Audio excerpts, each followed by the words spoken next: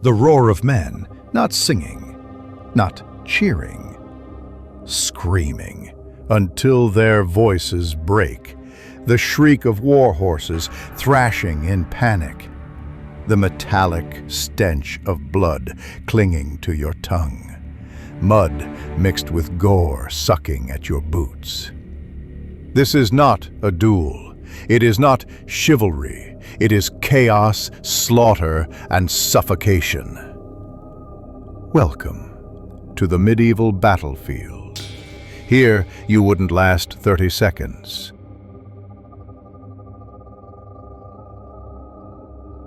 Most never even made it to the fighting. Armies marched for weeks, dragging wagons of supplies, weapons, and siege engines across endless mud. Horses collapsed and were left to rot where they fell.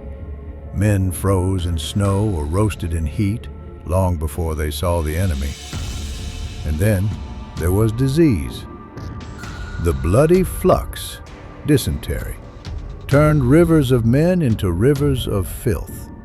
Entire ranks were wiped out before a single arrow was loosed. At the Siege of Harfleur in 1415, the English army arrived strong.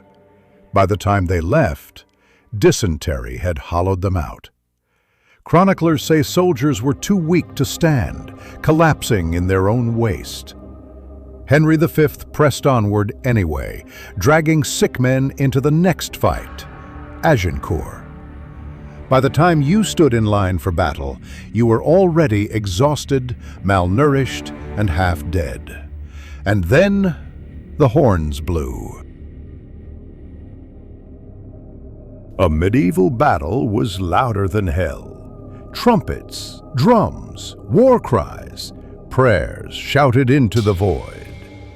Christine de Pizan wrote that noise itself was a weapon. Arrows thicker than flies, cannon blasts, horns, bells, all designed to terrify. But for men at the front, the sound was meaningless. Chronicler Thomas Walsingham admitted foot soldiers rarely heard commands. They just copied the man beside them, surging forward because to stand still meant death. Military historian Richard Holmes found that 3/4 of men under extreme stress make involuntary noises, animal sounds, grunts, moans, and never remember them later. Imagine it, shoulder to shoulder, packed so tight you can't turn your head, deafened by screams, half mad with fear.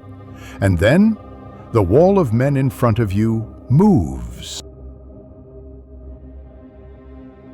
Hollywood lies. No elegant duels, no knights swinging wide arcs of glittering steel. Here, the formations press so close you could barely raise your arm. Soldiers hacked and stabbed with whatever fit the space. Daggers, axes, clubs, even sharpened farm tools. Swords were rare. They were expensive and they required years of training. Most men carried spears, maces, or tools stolen from barns. Inside a helmet, the heat rose above 110 degrees Fahrenheit. Breathing was agony. Knights collapsed, suffocating inside their own armor. French chronicler Jean de Joinville described men cooking alive during the Crusades. And in that suffocating crush, the real enemy wasn't always in front of you. At Towton in 1461, the bloodiest battle on English soil, nearly 40% of the dead weren't cut down by swords. They were crushed by their own comrades. Picture it. You slip in the mud. The man behind slams into your back, then another, then another. Boots stomp ribs, skulls crack. You scream, but you're buried beneath a wave of flesh and armor. Some died standing, held upright by the press of men. Others suffocated face down in inches of mud. Archaeologists at Visby in Sweden found skeletons shattered, skulls split, ribs snapped, not just by weapons, but by trampling. Imagine the last sound you hear isn't the enemy's war cry, but the weight of your own brothers screaming as they crush you. If you survived the crush, the head was next. Skulls from Tulton, Visby, and countless others showed downward blows, axes cleaving helmets, swords stabbing into necks.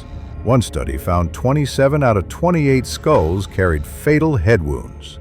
The head was the perfect target. Small, exposed, swing once, end a life. Some soldiers ripped off their helmets in panic, only to be brained instantly. Others had them knocked away. And in that moment, no armor could save you. And remember, there was no room to swing like in the movies. Men jabbed, thrust, or smashed at inches away, desperate to hit something soft. By the time the battle ended, the field reeked of blood, sweat, shit, and fear. Corpses sprawled in the mud, stripped by the living. Armor, boots, even clothes stolen from the dead. Dogs and birds picked at bodies. The air itself turned sour. Chroniclers described it as the stench of death that clung for weeks. For survivors, the nightmare didn't stop. Soldiers often scavenged among the wounded, killing them for loot. Mass graves swallowed thousands. Ordinary men were dumped like animals. Only nobles were carried home, draped in cloth. Others were mutilated. After the Battle of Bringlas in 1402, Welsh women cut off English soldiers' genitals, stuffed them into their mouths, and hung their testicles from their chins. Noses hacked off, eyes gouged. A message carved into flesh: there is no honor in war. And yet, this was routine. Pillage, loot, defile, move on to the next slaughter. Survival on a medieval battlefield wasn't about bravery. It wasn't about skill. It was about luck and the willingness to do anything, no matter how brutal, to see another sunrise.